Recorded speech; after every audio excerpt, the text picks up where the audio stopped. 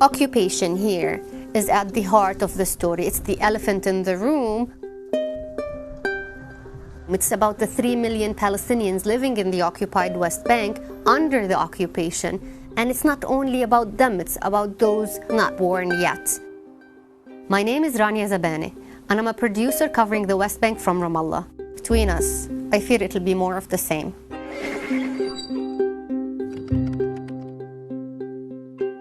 The vast majority of Palestinians were born and raised under occupation, so it became pretty much part and parcel of their lives to be waiting in long lines at checkpoints, to have Israeli soldiers knocking on their doors. The fact that nothing is predictable is pretty much the only predictable thing living under occupation. Now, Ramallah is a bit different. It's a bit of a bubble. It became a hub for the Palestinian Authority. It's vibrant. It has lots of international organizations. But go a bit outside and reality hits again. You've got refugee camps, you've got checkpoints, you've got walls. I've been covering the West Bank for 20 years.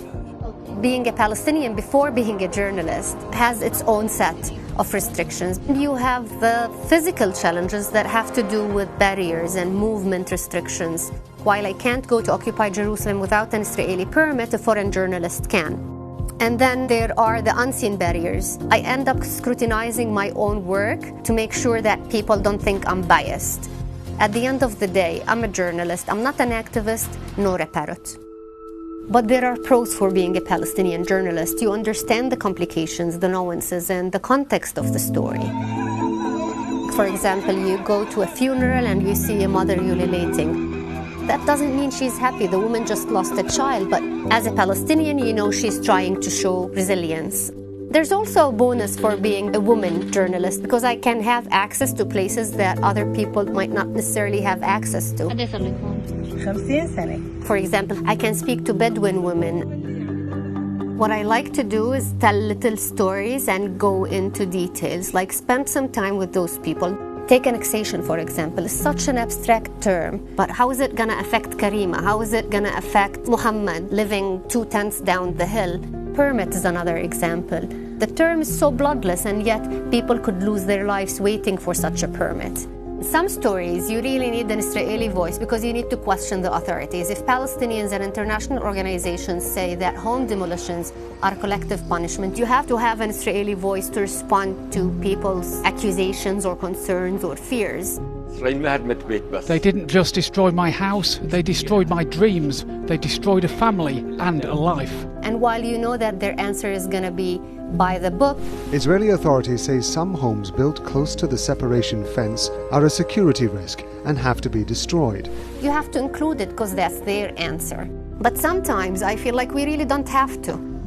We report on a population under occupation, so equating the occupier and the occupied would be inherently biased. There are lots of unsung heroes in this place. The people who live in the Jordan Valley with so little and yet decide they want to stay there. The people who have lost children or have loved ones tortured and choose to remain hopeful. What else motivates me? My kids, I want them to have a life better than mine. To be honest, I try to keep my kids as far away from the conflict as possible and not fill them in on the details of my job. But you can't raise kids in a bubble. They ask, why am I grumpy after covering the arson attack that killed the Dawabsha family in Douma? Or why do I smell like skunk water when covering a protest? And you have to come up with answers that are true, but at the same time, that doesn't teach them to hate.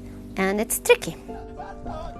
I think that injustice anywhere should be looked at seriously. Palestinians have been marginalized by the US administration, by the Arab world, and even by their own authority. Most Palestinians would tell you that annexation isn't new. It's been happening for years. The discourse shifted from why the occupation should end to why annexation is bad for Israel. And Palestinians are being sidelined in a story that pertains directly to them. They're sick and tired of waiting. Most people we meet would tell you that they fear that they're losing their most important asset, hope. And that's scary.